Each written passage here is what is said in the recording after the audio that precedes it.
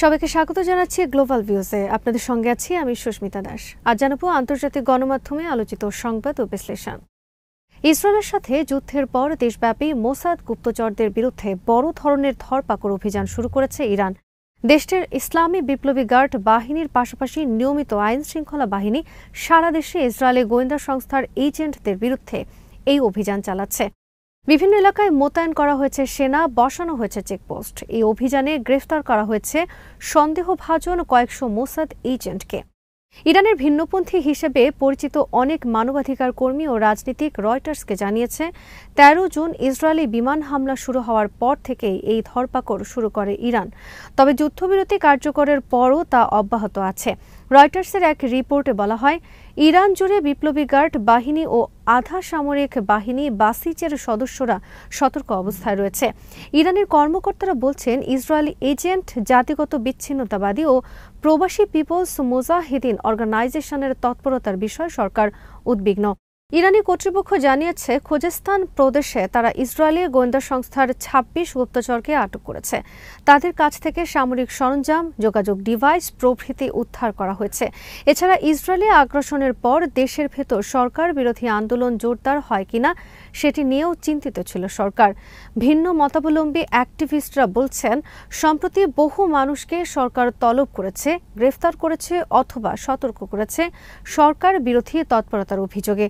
অধিকার সংস্থা HRNA বলেছে, এখন পর্যন্ত ৭০০-র বেশি লোককে গ্রেফতার করা হয়েছে। সংস্থাটি জানিয়েছে, যাদের গ্রেফতার করা হয়েছে বেশিরভাগের বিরুদ্ধেই ইসরায়েলের হয়ে গুপ্তচর বৃত্তির অভিযোগ আছে। মঙ্গলবার এই অভিযোগে তুর্কি সীমান্ত অঞ্চলে ৩ জনের মৃত্যুদণ্ড কার্যকর করা হয়েছে, যাদের ৩ জনই জাতিগত কুর্দি। ইরানের পররাষ্ট্র ও স্বরাষ্ট্র মন্ত্রণালয় এই রিপোর্টের বিষয়ে কোনো মন্তব্য করতে রয়টার্সের আহ্বানে সাড়া দেয়নি। একজন নিরাপত্তা কর্মকর্তা বলেছেন, পাকিস্তান, ইরাক ও আজারবাইজান সীমান্তে সন্ত্রাসীদের অনুপ্রবেশ বন্ধে কড়া সেনা প্রহরা বসানো হয়েছে। আরেকজন কর্মকর্তা এই অভিযানে কয়েকশো গ্রেফতারের কথা স্বীকার করেছেন। ডেমোক্রেটিক পার্টি অফ ইরানিয়ান কুর্দিস্তানের নেতা রিজাভ খলিলি জানিয়েছেন, ইরানের কুর্দি অধ্যুষিত অঞ্চলগুলোর স্কুলে বিপ্লবী গার্ড মোতায়েন করা হয়, যারা বাড়ি বাড়ি তল্লাশি চালিয়েছে সন্দেহভাজন ব্যক্তি ও অস্ত্রের খোঁজে। যুক্তরাষ্ট্রের প্রেসিডেন্ট ডোনাল্ড ট্রাম্প জানিয়েছেন, আগামী সপ্তাহে যুক্তরাষ্ট্র ও ইরানের কর্মকর্তাদের মধ্যে বৈঠক হবে। ইরান ও ইসরায়েলের মধ্যে যুদ্ধের কারণে স্থগিত হওয়া সংলাপ ওই বৈঠকের মাধ্যমে পুনরায় শুরু হবে বলে জানান তিনি। আল জাজিরার খবরে বলা হয়, নেদারল্যান্ডসের ন্যাটো সম্মেলনের ফাঁকে এক সংবাদ সম্মেলনে ট্রাম্প বলেন, আমি আপনাদের বলছি, আমরা আগামী সপ্তাহে ইরানের সঙ্গে কথা বলবো।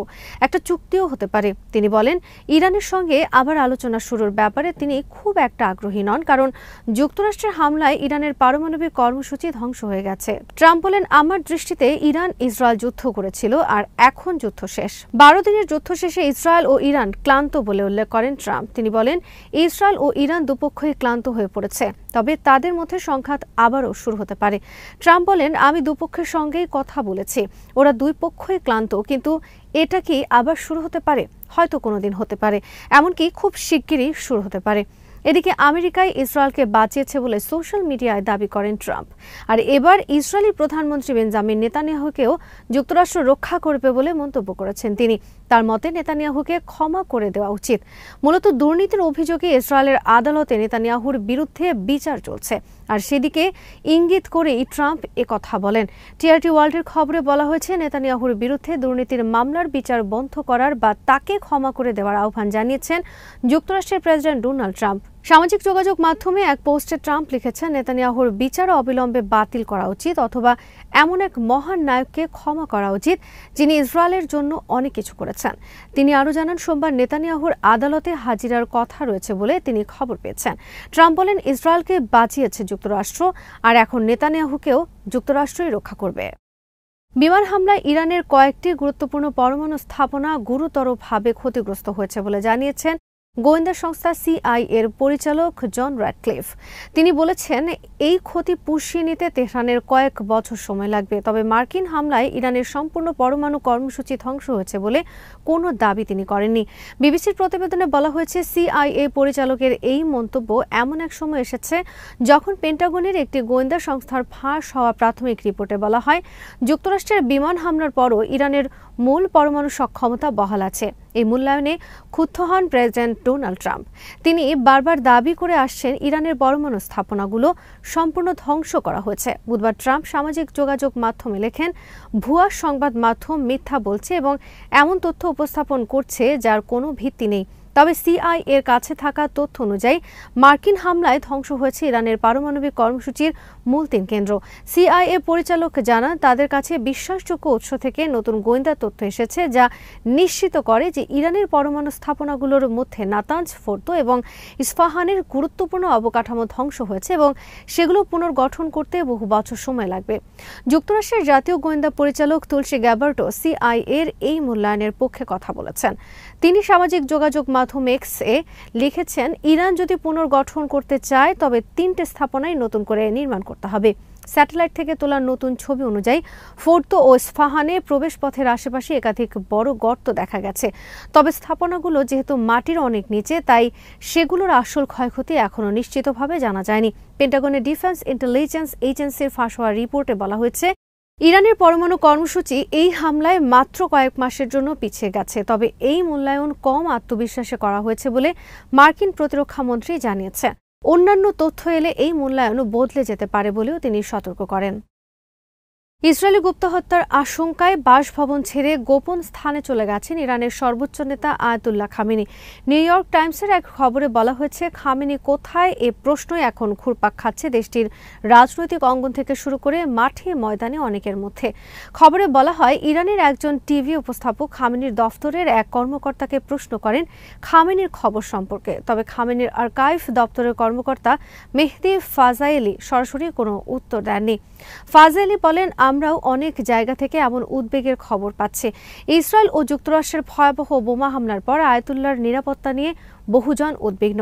আমাদের সবাইকে তার জন্য দোয়া করতে হবে। এই কর্মকর্তা আরও বলেন, সর্বোচ্চ নেতাকে রক্ষা করা যাদের দায়িত্ব, তারা তাদের কাজ ভালোভাবে করছে। আল্লাহ চাইলে আমাদের জনগণ তাদের নেতাকে সঙ্গে নিয়ে বিজয় উদযাপন করতে পারবেন। প্রায় 1 সপ্তাহ ধরেই জনসম্মুখে অনুপস্থিত খামেনি, কোনো ভাষণ বা বার্তাও দেননি। অথচ দেশ তখন গভীর সংকটে। এ সময়ের মধ্যে যুক্তরাষ্ট্র ইরানের 3টি পারমাণবিক স্থাপনায় হামলা চালায়। জবাবে ইরান কাতারে অবস্থিত মার্কিন ঘাঁটিতে ব্যালিস্টিক ক্ষেপণাস্ত্র নিক্ষেপ করে। এরপরে মার্কিন প্রেসিডেন্ট ট্রাম্পের মধ্যস্থতায় ইরান ও ইসরায়েল এক যুদ্ধবিরতিতে পৌঁছায়, যা কার্যকর হয় মঙ্গলবার সকাল থেকে। এই পুরো সময়ে খামেনি ছিলেন অনুপস্থিত। সরকারি কর্মকর্তারা বলছেন, তিনি এক সুরক্ষিত বাংকারে আছেন এবং হত্যা চেষ্টায় আশঙ্কায় সব ধরনের ইলেকট্রনিক যোগাযোগ এড়িয়ে চলছেন। সর্বোচ্চ নেতার এমন অনুপস্থিতি শুধু জনসাধারণ নয়, রাজনৈতিক মহলেও ব্যাপক উদ্বেগ তৈরি করেছে। খানমান নামের একটি দৈনিক পত্রিকার প্রধান সম্পাদক মোহসেন খালিফে বলেন, খামেনির কয়েকদিনের এই অনুপস্থিতি আমাদের গভীর উদ্বেগে ফেলেছে। 2 সপ্তাহ আগেও যে আশঙ্কা অকল্পনীয় ছিল তা এখন বাস্তব স্বীকার করে তিনি বলেন, যদি খামেনি মারা যান, তার জানাজার মিছিল হবে ইতিহাসের সবচেয়ে বড় ও গৌরবময়। ইরানের সর্বোচ্চ নেতা হিসেবে প্রতিটি বড় সিদ্ধান্তের চূড়ান্ত অনুমোদন দেন খামেনি। সশস্ত্র বাহিনীর প্রধান হিসেবেও গুরুত্বপূর্ণ সামরিক পদক্ষেপ, যেমন যুক্তরাষ্ট্রের ঘাঁটিতে হামলা বা ইসরায়েলের সঙ্গে যুদ্ধবিরতির মতো সিদ্ধান্তে তার অনুমোদন অত্যাবশ্যক। তবে ইরানের ঊর্ধ্বতন সামরিক ও সরকারি কর্মকর্তারা গত কয়েকদিনে খামেনির সঙ্গে সাক্ষাৎ করেছেন কিনা বা কোনোভাবে যোগাযোগ হয়েছে কিনা সে বিষয়ে খোলাখুলি কিছু বলেননি।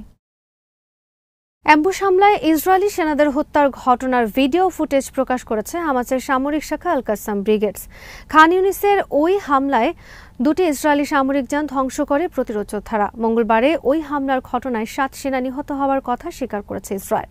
605তম কমব্যাট ইঞ্জিনিয়ারিং ইউনিটের ওই সদস্যদের সবার বয়স 19 থেকে 21 বছরের মধ্যে। তবে হামাস বলেছে প্রকৃত নিহতের সংখ্যা আরও বেশি ছিল। প্রকাশিত ভিডিওতে দেখা গেছে একটি ট্রুপ ক্যারিয়ারের সেনা বোঝাই ক্যাবিনের মধ্যে সরাসরি বিস্ফোরক ছুড়ে মারা হয়। বিস্ফোরণের সাথে সাথে সেটি বিস্ফোরিত হয় এবং ভগ্নাংশগুলোতে আগুন জ্বলতে থাকে। আল কাসাম ব্রিগেডস জানিয়েছে, মঙ্গলবার বিকেলের ওই অভিযানে সোয়াচ এক্সপ্লোসিভ দিয়ে হামলা চালানো হয়। সংগঠনটির এক বিবৃতিতে বলা হয়, হামলায় গাড়িটি পুরোপুরি ধ্বংস হয়ে গেছে এবং এর আরোহীরা সবাই নিহত হয়েছে। এর কিছুক্ষণ পরই যোদ্ধারা আরেকটি আর্মার্ড পার্সোনাল ক্যারিয়ার লক্ষ্য করে আরেকটি হামলা চালায়। তবে খান ইউনিসের আলী ইবনে আবু তালিব মসজিদের কাছে সামরিক যানটি লক্ষ্য করে স্থানীয়ভাবে তৈরি বিস্ফোরক দিয়ে হামলা চালানো হয়। হামলার পরপরই ঘটনাস্থল থেকে ইসরায়েলি সামরিক হেলিকপ্টারের উদ্ধার অভিযান শুরু হয়। কয়েক ঘণ্টা ধরে চলে এই অভিযান। এদিকে হামাসের সামরিক মুখপাত্র আবু উবাইদা প্রতিরোধ যোদ্ধাদের জোড়া হামলার প্রশংসা করে বলেছেন, আমাদের যোদ্ধারা বীরত্বের অতুলনীয় উদাহরণ সৃষ্টি করেছে। এই মুখপাত্র বলেন, সর্বশেষ এই অ্যাম্বুশ হামলা প্রমাণ করেছে আমাদের যোদ্ধারা প্রজন্মের শ্রেষ্ঠ সাহসিকতা ও আত্মত্যাগের দৃষ্টান্ত স্থাপন করেছে। ইসরায়েল যতদিন এই যুদ্ধ চালাবে ততদিন তাদের নিয়মিতই সেনাদের শেষকৃত্য করতে হবে। আজ এখানে শেষ করছি। সবাই ভালো থাকুন, সুস্থ থাকুন আর দেখতে থাকুন বিডি ভিউজ। চ্যানেলটি ভালো লাগলে সাবস্ক্রাইব করুন। সংযুক্ত থাকুন আমাদের ফেসবুক পেজে।